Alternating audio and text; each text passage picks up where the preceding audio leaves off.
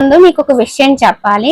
ఇదేంటంటే మనకి ఒక క్విక్ రివిజన్ లాగా ఉపయోగపడుతుంది అనమాట. ఒక షార్ట్ నోట్స్ లాగా ఉపయోగపడుతుంది. ఇది ఒకసారి అలా చూసేసి చదివేసిన తర్వాత దాన్ని అర్థం చేసుకుంటే నెక్స్ట్ మనకి ప్రాక్టీస్ బిట్స్ ఉంటాయి అన్నమాట. దాని మీద ఆ ప్రాక్టీస్ బిట్స్ అనేవి అలా చేసుకుంటూ వెళ్ళామంటే మ్యాక్సిమం మనకి చాప్టర్ కవర్ అయిన ఫీలింగ్ అయితే వస్తుంది. ఆల్రెడీ మనం టెక్స్ట్ బుక్స్ అవి చదివి ఉన్నాం కాబట్టి దీన్ని కూడా ఓవరాల్ గా చూసేస్తే ఒక పని అయిపోతుంది అనమాట. టోటల్ గా ఈ చాప్టర్ లో మనకి 29 బిట్స్ అయితే ఉన్నాయి. సో ఇవన్నీ కంప్లీట్ చేసుకుంటే ఈ రోజుకి ఒక చాప్టర్ చదివేసామనే ఫీలింగ్ ఉంటుంది. ఇలాగే ప్రతి సబ్జెక్ట్ లో కూడా ఒక్కొక్క చాప్టర్ చొప్పున కంటెంట్ మెథడ్ అన్ని కూడా కంప్లీట్ చేసుకుంటూ వెళ్దాం. ఓకే, మీరు ఇచ్చే రెస్పాన్స్ ని బట్టి నెక్స్ట్ క్లాసెస్ చాలా త్వరగా చాలా ఇంకా బాగా చెప్పడానికి నేను ట్రై చేస్తాను. హాయ్ అండి, నేను మీ Vahini. Welcome to our channel Tarak Vahini TET and DSC. So ఈ ఛానల్లో ప్రతిరోజు కూడా టెట్ డిఎస్సి సిలబస్ పై క్లాసెస్ అనేవి ఉంటాయి. ఇంకా ఎవరైనా ఛానల్ని సబ్స్క్రైబ్ చేసుకోకపోతే వెంటనే సబ్స్క్రైబ్ చేసుకోండి. మనం గత 3 years గా ఫ్రీగా డిఎస్సి సిలబస్ పైన టెట్ సిలబస్ పైన క్లాసెస్ చేస్తూనే వచ్చాము. ఆ క్లాసెస్ చూసి చాలా మంచి మార్కులు కూడా తెచ్చుకోవడం జరిగింది. అలాగే నేను కూడా అదే క్లాసెస్ చేస్తూ ప్రిపేర్ అయ్యి 81.4 స్కోర్ అనేది తెచ్చుకున్నాను. కానీ అన్ఫార్చునేట్లీ నాకు జాబ్ అయితే మిస్ అయిందండి. అయినా సరే నేను క్లాసెస్ కంటిన్యూ చేస్తూ మళ్ళీ డిఎస్సి ప్రిపరేషన్లో ఉన్నాను అనమాట. డైలీ మీకు క్లాసెస్ ఉంటాయి, ఓకేనా. కంటెంట్ మెథడ్ ప్రతి సబ్జెక్ట్ మీద మీకు క్లాసెస్ అయితే ఉంటాయి.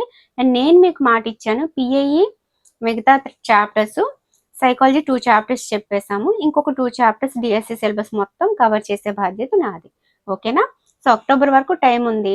డైలీ క్లాసెస్ చేస్తూ వెళ్తే ఖచ్చితంగా సిలబస్ని మనం కవర్ చేయగలం. ఓకే, సో ఏదైతే బుక్స్ చూపించానో వాటి ఇన్ఫర్మేషన్ కూడా మీకు క్లియర్గా ఎస్టర్డే వీడియోలో తెలియజేశాను కదా. ఈరోజు సోషల్తో స్టార్ట్ చేద్దాం అనమాట, ఓకేనా. ఆల్రెడీ కరెంట్ అఫైర్ కోసం వాహినిస్ టిఎస్సి వరల్డ్ అని ఇంకొక ఛానల్ ఉంది. అందులో నవంబర్ నుంచి డైలీ కరెంట్ అఫైర్ మీకు కంటిన్యూ అవుతుంది. దాని పీడిఎఫ్ కూడా మన వాట్సాప్ గ్రూప్లో ప్రొవైడ్ చేస్తున్నాము. ఇది విషయం. అంటే మీకు డిఎస్సి సిలబస్ మొత్తం జీకే తప్ప మిగతావన్నీ వీటిల్లో, అండ్ నేను పిఐఈ సైకాలజీ వేరేగా చెప్పేటప్పుడు అయిపోద్ది. జీకే కూడా చెప్పడానికి ట్రై చేస్తాను, కానీ ఇప్పుడే చెప్పను. ఫస్ట్ ఇది కొంతవరకైనా సిలబస్ కంప్లీట్ అయ్యాక జీకే స్టార్ట్ చేసుకుందాం, ఓకేనా. ఇప్పుడు అర్థమైపోయింది కదా, ఇది విషయం అనమాట. ఇంకొకటి ఏంటంటే నేను ఏదైతే నోట్స్లు రాసుకున్నాను ఇంతకు ముందు, ఆ కంటెంట్ పీడిఎఫ్లు అనేవి ఇస్తున్నాను అనమాట. ఎవరికైనా ఆ పీడిఎఫ్లు కావాలి అంటే 9494163477 అనే నెంబర్కి మీరు వాట్సాప్లో మెసేజ్ చేస్తే మన దగ్గర ఏ పీడిఎఫ్లు ఉన్నాయి ఏంటి వివరాలు వాళ్ళు అందిస్తారు, తీసుకోండి.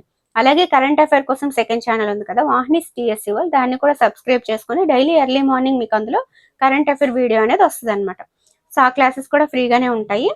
అవి చూసి మళ్ళీ దాని పీడిఎఫ్ కావాలి అంటే ఒక వాట్సాప్ గ్రూప్ అనేది ఉంది, అందులో జాయిన్ అవ్వాలంటే మంత్లీ 20 రూపీస్ పే చేస్తే చాలు. 9494163477 డైలీ మీకు పీడిఎఫ్ కూడా అందిపోద్ది అనమాట. సో డిఎస్సి సిలబస్ ఖచ్చితంగా మనం కవర్ చేయగలం, ఇది విషయం, ఓకేనా. ఈ విధంగా అయితే ప్రతిరోజు ప్రతిదీ కవర్ అయ్యేలాగా ఒక టైం టేబుల్ ప్రకారం నేను వేసుకున్నాను. అదే టైం టేబుల్ ప్రకారం మీ క్లాసెస్ కూడా చేసేస్తాను, ఓకే. ఎవరికైనా పీడిఎఫ్లు కావాలి అంటే మాత్రం ఖచ్చితంగా 9494163477 అనే నెంబర్కి వాట్సాప్లో మెసేజ్ చేసి వాళ్ళకి వివరాలు అడిగి తెలుసుకొని శాంపిల్ పేజెస్ అన్ని చూసి నచ్చితే తీసుకోండి, ఓకేనా. ఇది విషయం. అలాగే కొత్త 10th క్లాస్ బయాలజీ పీడిఎఫ్ కూడా నేను రెడీ చేశాను, అది కావాలన్నా సరే తీసుకోండి, ఓకేనా. సో క్లాసెస్ అయితే ఫ్రీ, కానీ పీడిఎఫ్ మాత్రం కొంచెం అమౌంట్ పెట్టాము. అది మీరు కట్టలేని పరిస్థితిలో ఉంటే వాళ్ళకి వివరించి తగ్గించమన్నా కూడా వాళ్ళు తగ్గిస్తారు, ఓకేనా. ఓకే, ఇప్పుడైతే క్లాస్ స్టార్ట్ చేసుకుందామా. విశ్వంలో 125 బిలియన్ల గెలాక్సీలు ఉన్నాయి. శాస్త్రవేత్తల అంచనా ప్రకారం, జాగ్రత్తగా వినేయండి, తర్వాత ప్రాక్టీస్ బిట్స్ ఉన్నాయి చేసేద్దాం, ఓకేనా. శాస్త్రవేత్తల అంచనా ప్రకారం 4.6 బిలియన్ల సంవత్సరాల క్రితమే సౌర కుటుంబం ఆవిర్భవించింది. భూకేంద్రక సిద్ధాంతాన్ని ప్రతిపాదించింది టాలెమీ. సూర్యకేంద్రక సిద్ధాంతాన్ని ప్రతిపాదించింది కోపర్నికస్. జర్మనీ దేశానికి చెందిన ఇమాన్యుయల్ కాంట్ నిహారిక పరికల్పన సిద్ధాంతాన్ని ప్రతిపాదించారు. కాంట్ ప్రకారం ధూళి రేణువులు గురుత్వాకర్షణ బలం వల్ల ఒకదానికి ఆకర్షితమయ్యే పదార్థంగా ఏర్పడ్డాయి, ఓకేనా. ఇది ఆయన థియరీ అన్నమాట. సో మనకి టాలెమీ కోపర్నికస్ సిద్ధాంతాలు ఏంటో తెలుసు. భూమి మాత్రమే కేంద్రంగా ఉంది అనేది టాలెమీ, లేదు సూర్యుడు కేంద్రంగా ఉన్నాడు అనేది కోపర్నికస్. రేణువుల మధ్య ఉష్ణోగ్రత పెరిగి వాయు రూపం పొంది కాంతిని విడుదల చేయడం జరిగింది అని చెప్పారు. లాప్లాస్ అనే ఫ్రెంచ్ శాస్త్రవేత్త సౌర వ్యవస్థ పుట్టుకని తెలిపాడనమాట. ఇతని ప్రకారం నెబ్యులా అనే ఆరంభ పదార్థం చాలా వేడిగా ఉండేది. తరువాత చల్లబడి ఘనపరిమాణం తగ్గి భ్రమణం పెరిగింది. ఎవరు? ఫ్రెంచ్ శాస్త్రవేత్త అయిన లాప్లాస్ ప్రకారం. ఓకే, నెబ్యులా నుండి వలయాల రూపంలో పదార్థం వేరుబడి గ్రహాలు ఉపగ్రహాలు ఏర్పడ్డాయని చెప్పి ఫ్రెంచ్ శాస్త్రవేత్త చెప్పాడు. నెక్స్ట్, బిగ్ బ్యాంగ్ సిద్ధాంతాన్ని ఎడ్విన్ హబుల్ 1920లో ప్రతిపాదించాడు. విశ్వ ఆవిర్భావంలో మానవ పరిమాణం అనేది పాలిపోయిన నీలం చుక్కగా పేర్కొన్నది ఎవరు అంటే కార్ల్ సగాన్. ప్రస్తుత విశ్వం 13.7 బిలియన్ సంవత్సరాల క్రితం చిన్న అణువు నుండి ప్రారంభమైంది. విశ్వం గెలాక్సీ యొక్క ఒక అంచు నుంచి మరో అంచుకి దూరం 1,20,000 కాంతి సంవత్సరాలు. శాస్త్రవేత్తల అంచనా ప్రకారం 4.6 బిలియన్ సంవత్సరాల క్రితమే మన సౌర కుటుంబం ఆవిర్భవించింది. పర్యావరణం అనే పదం ఫ్రెంచ్ పదం అయిన ఎన్విరోనర్ అంటే పొరుగు అనే పదం నుంచి ఉత్పన్నమైంది. ఫ్రెంచ్ పదం అండి. ప్రపంచ పర్యావరణ దినోత్సవం జూన్ 5. పర్యావరణం 3 రకాలు: సహజ పర్యావరణం, మానవ నిర్మిత పర్యావరణం, మానవ పర్యావరణం. వాతావరణంలో నైట్రోజన్ 78%, ఆక్సిజన్ 21%, కార్బన్ డైఆక్సైడ్ 0.03%, ఇతర వాయువులు 0.04% ఉన్నాయి. మార్చి 22వ తేదీ ప్రపంచ జల దినోత్సవం. భూమిని జలయుత గ్రహం అని పిలుస్తారు. భూమిపై 2/3 వంతు నీరు ఉంది. మార్చి 22వ తేదీన ప్రపంచ జల దినోత్సవం కదా. మార్చి 23వ తేదీ వాతావరణ దినోత్సవం. అలాగే ప్రపంచ ఓజోన్ దినోత్సవంగా సెప్టెంబర్ 16న జరుపుకుంటారు. వాతావరణాన్ని ట్రోపో, స్ట్రాటో, మీసో, థర్మో, ఎక్సో అనే ఆవరణాలుగా విభజించారు. మొత్తం 5 ఆవరణాలు. విపత్తులు 2 రకాలు. అవి ప్రకృతి విపత్తులు, మానవకారక విపత్తులు. సంసిద్ధత, ప్రమాదాల నివారణ, స్పందించడం అనేది విపత్తు నివారణ పద్ధతులు అన్నమాట. విపత్తు కలిగినప్పుడు ప్రణాళిక రూపొందించి నిర్వహించడం మరియు అమలు చేయడం యొక్క నిరంతర మరియు సమగ్ర ప్రక్రియని విపత్తు నిర్వహణ అంటారు. తొలిసారిగా 10వ పంచవర్ష ప్రణాళికలో విపత్తు నిర్వహణ అభివృద్ధి అంశంగా నిర్ణయించబడింది. సో ఇప్పుడైతే మనకి వాళ్ళు ఇచ్చిన క్విక్ రివిజన్ మ్యాటర్ అయితే చదివేశాము. ఇప్పుడు ప్రాక్టీస్ బిట్స్ చూద్దాం. సోషల్లో ఉన్న ఫస్ట్ చాప్టర్ వచ్చేసి మన విశ్వంలో విశ్వం భూమి అండి. విశ్వం అనే పదం యూనివర్సం అనే లాటిన్ పదం నుండి వచ్చింది. దీని అర్థం మొత్తం పదార్థం మరియు మొత్తం అంతరిక్షం అన్నమాట. యూనివర్సం అనే లాటిన్ పదం నుంచి వచ్చింది. విశ్వం సెకండ్కి 70 కిలోమీటర్ల మేర విస్తరిస్తుంది. విశ్వ అధ్యయనాన్ని రష్యన్ భాషలో కాస్మాలజీ అని, ఆంగ్లంలో ఆస్ట్రానమీ అని అంటారు. ఖగోళ శాస్త్రంలో శాస్త్రీయ పరిశోధన గెలీలియో అనే ఇటాలియన్ ఖగోళ శాస్త్రవేత్తతో ప్రారంభమైంది. మహావిస్ఫోటన సిద్ధాంతాన్ని మొదట జార్జెస్ లేమైటర్ అనే బెల్జియం ఖగోళ శాస్త్రవేత్త ప్రతిపాదించాడు. విశ్వంలో 125 బిలియన్ల గెలాక్సీలు ఉన్నాయి. శాస్త్రవేత్తల అంచనా ప్రకారం, జాగ్రత్తగా వినేయండి, తర్వాత ప్రాక్టీస్ బిట్స్ అనేవి చేసేద్దాం, ఓకేనా. శాస్త్రవేత్తల అంచనా ప్రకారం 4.6 బిలియన్ల సంవత్సరాల క్రితమే సౌర కుటుంబం ఆవిర్భవించింది. భూకేంద్రక సిద్ధాంతాన్ని ప్రతిపాదించింది టాలెమీ. సూర్యకేంద్రక సిద్ధాంతాన్ని ప్రతిపాదించింది కోపర్నికస్. జర్మనీ దేశానికి చెందిన ఇమాన్యుయల్ కాంట్ నిహారిక పరికల్పన సిద్ధాంతాన్ని ప్రతిపాదించారు. కాంట్ ప్రకారం ధూళి రేణువులు గురుత్వాకర్షణ బలం వల్ల ఒకదానికి ఆకర్షితమయ్యే పదార్థంగా ఏర్పడ్డాయి, ఓకేనా. ఇది ఆయన థియరీ అన్నమాట. సో మనకి టాలెమీ కోపర్నికస్ సిద్ధాంతాలు ఏంటో తెలుసు. భూమి మాత్రమే కేంద్రంగా ఉంది అనేది టాలెమీ. లేదు సూర్యుడు కేంద్రంగా ఉన్నాడు అన్నది కోపర్నికస్. రేణువుల మధ్య ఉష్ణోగ్రత పెరిగి వాయు రూపం పొంది కాంతిని విడుదల చేయడం జరిగింది. లాప్లాస్ అనే ఫ్రెంచ్ శాస్త్రవేత్త సౌర వ్యవస్థ పుట్టుకని తెలిపాడనమాట. ఇతని ప్రకారం నెబ్యులా అనే ఆరంభ పదార్థం చాలా వేడిగా ఉండేది. తరువాత చల్లబడి ఘనపరిమాణం తగ్గి భ్రమణం పెరిగింది. నెబ్యులా నుండి వలయాల రూపంలో పదార్థం వేరుపడి గ్రహాలు, ఉపగ్రహాలు ఏర్పడ్డాయని. నెక్స్ట్ బిగ్ బ్యాంగ్ సిద్ధాంతాన్ని ఎడ్విన్ హబుల్ 1920లో ప్రతిపాదించాడు. విశ్వ ఆవిర్భావంలో మానవ పరిమాణం అనేది పాలిపోయిన నీలం చుక్కగా పేర్కొన్నది ఎవరు అంటే కార్ల్ సగాన్. ప్రస్తుత విశ్వం 13.7 బిలియన్ సంవత్సరాల క్రితం చిన్న అణువు నుండి ప్రారంభమైంది. విశ్వం గెలాక్సీ యొక్క ఒక అంచు నుంచి మరో అంచుకి దూరం 1,20,000 కాంతి సంవత్సరాలు. శాస్త్రవేత్తల అంచనా ప్రకారం 4.6 బిలియన్ సంవత్సరాల క్రితమే మన సౌర కుటుంబం ఆవిర్భవించింది. పర్యావరణం అనే పదం ఫ్రెంచ్ పదం అయిన ఎన్విరోనర్ అంటే పొరుగు అనే పదం నుంచి ఉత్పన్నమైంది. ఫ్రెంచ్ పదం అండి. ప్రపంచ పర్యావరణ దినోత్సవం జూన్ 5. పర్యావరణం 3 రకాలు: సహజ పర్యావరణం, మానవ నిర్మిత పర్యావరణం, మానవ పర్యావరణం. వాతావరణంలో నైట్రోజన్ 78%, ఆక్సిజన్ 21%, కార్బన్ డైఆక్సైడ్ 0.03%, ఇతర వాయువులు 0.04% ఉన్నాయి. మార్చి 22వ తేదీ ప్రపంచ జల దినోత్సవం. భూమిని జలయుత గ్రహం అని పిలుస్తారు. భూమిపై 2/3 వంతు నీరు ఉంది. మార్చి 22వ తేదీన ప్రపంచ జల దినోత్సవం కదా. మార్చి 23వ తేదీ వాతావరణ దినోత్సవం. అలాగే ప్రపంచ ఓజోన్ దినోత్సవంగా సెప్టెంబర్ 16న జరుపుకుంటారు. వాతావరణాన్ని ట్రోపో, స్ట్రాటో, మీసో, థర్మో, ఎక్సో అనే ఆవరణాలుగా విభజించారు. మొత్తం 5 ఆవరణాలు. విపత్తులు 2 రకాలు. అవి ప్రకృతి విపత్తులు, మానవకారక విపత్తులు. సంసిద్ధత, ప్రమాదాల నివారణ, స్పందించడం అనేది విపత్తు నివారణ పద్ధతులు అన్నమాట. విపత్తు కలిగినప్పుడు ప్రణాళిక రూపొందించి నిర్వహించడం మరియు అమలు చేయడం యొక్క నిరంతర మరియు సమగ్ర ప్రక్రియని విపత్తు నిర్వహణ అంటారు.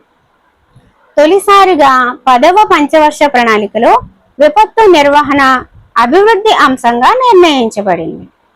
సో ఇప్పుడైతే మనకి వాళ్ళు ఇచ్చిన క్విక్ రివిజన్ మ్యాటర్ అయితే చదివేశాము. ఇప్పుడు ప్రాక్టీస్ బిట్స్ చూద్దాం. జీవరాశి ఉన్న ఏకైక గ్రహం ఏది అన్నాడు. సో భూమి. విశ్వాన్ని అధ్యయనం చేసే శాస్త్రాన్ని రష్యన్ భాషలో ఏ పేరుతో పిలుస్తారు అన్నారు. కాస్మాలజీ. టెలిస్కోప్ ను ఎవరు కనుగొన్నారు? గెలీలియో. విశ్వం ప్రతి సెకండ్కి ఎంత విస్తరిస్తుంది? 70 కిలోమీటర్ల మేర విస్తరిస్తుంది. మహావిస్ఫోటన సిద్ధాంతాన్ని రూపొందించింది ఎవరు? జార్జెస్ లే మైటర్. విశ్వంలో ఎన్ని గెలాక్సీలు ఉన్నాయని అంచనా వేయబడింది? 125 బిలియన్లు. గెలాక్సీలో ఒక అంచు నుంచి మరో అంచుకు చేరుటకి పట్టే సమయం ఎంత? 1,20,000 కాంతి సంవత్సరాలు. సౌర కుటుంబం ఆవిర్భావం జరిగి సుమారు డాష్ అయినది. సౌర కుటుంబం ఆవిర్భావం జరిగి 4.6 బిలియన్ల సంవత్సరాలు అయింది. భూకేంద్రక సిద్ధాంతకర్త టాలమీ. సూర్యకేంద్రక సిద్ధాంతకర్త కోపర్నికస్. ఓకే. నెబ్యులార్ పరికల్పన సిద్ధాంతకర్త ఎవరు? Immanuel Kant. ప్రపంచ పర్యావరణ దినోత్సవాన్ని ఏ రోజున జరుపుకుంటారు? జూన్ 5. ప్రపంచ ధరిత్రీ దినోత్సవం ఏ రోజున జరుపుకుంటారు? ఏప్రిల్ 22. ప్రపంచ జల దినోత్సవం ఏ రోజున జరుపుకుంటారు? మార్చ్ 22. ప్రపంచ ఓజోన్ దినోత్సవం ఇప్పుడు సెప్టెంబర్ 16. సహజ విపత్తు కాని దానికి ఉదాహరణ ఏంటి అన్నారు. విమాన ప్రమాదం అనేది సహజ విపత్తు కాదు కదా. సో మనం విమానం నడుపుతుంటే మనం సరిగ్గా నడపకపోయినా, ఏదైనా తగులుకున్నా, లేకపోతే అందులో ఏదైనా ఫ్యూయల్ అయిపోయినా, ఏదైనా జరిగితే ప్రమాదం జరుగుతుంది. కానీ భూకంపం, అగ్నిపర్వతం, తుఫాన్ అనేవి సహజంగా వచ్చే విపత్తులు అనమాట. కానిది అని అడిగాడు కాబట్టి విమాన ప్రమాదం అవుతుంది. ఏ ప్రణాళికలో మొదటిసారిగా విపత్తు నిర్వహణని అభివృద్ధి అంశంగా చేర్చారంటే 10వ పంచవర్ష ప్రణాళిక. గాలి కాలుష్యం వల్ల జరిగే పరిణామం కానిది అన్నాడు. సో గాలి కాలుష్యం వల్ల జరిగే పరిణామం కానిది సెల్ ఫోన్ వాడకాన్ని తగ్గించడం. గాలి కాలుష్యానికి సెల్ ఫోన్ వాడకం తగ్గించడానికి అసలు సంబంధమే లేదు కాబట్టి అది కాదు. గాలి నీరు రక్షించే మార్గాలలో లేని అంశం అని అన్నాడు. ఫస్ట్ క్వశ్చన్ చదవాలి. లేనిది అన్నాడా, కానిది అన్నాడా, ఉన్నది అన్నాడా అనేది. గాలి నీరు రక్షించే మార్గాలలో లేని అంశం. పునరుత్పాదక వనరుల సామర్థ్యాన్ని పెంచడం, మొక్కలను నాటడం, బయో ఇంధనాల వాడకాన్ని పెంచడం, పారిశ్రామిక రంగాన్ని పెంచడం. సో రక్షించే మార్గాలంటే మొక్కలు నాటడం ఒకటి, తర్వాత పునరుత్పాదక వనరుల సామర్థ్యం పెంచడం ఒకటి, బయో ఇంధనాల వాడకాన్ని పెంచడం, ఇవన్నీ రక్షించడం. కానీ పారిశ్రామిక రంగాన్ని పెంచడం అనేది రక్షించే మార్గం కాదనమాట. నెక్స్ట్, ఈ సిద్ధాంతం ప్రకారం సూర్యునితో సంబంధం ఉన్న ధూళి వాయువులతో కూడిన మేఘం నుంచి గ్రహాలు ఏర్పడ్డాయి. ధూళి వాయువులు అని చెప్పింది ఎవరు? నిహారిక పరికల్పన సిద్ధాంతం. ఓకే.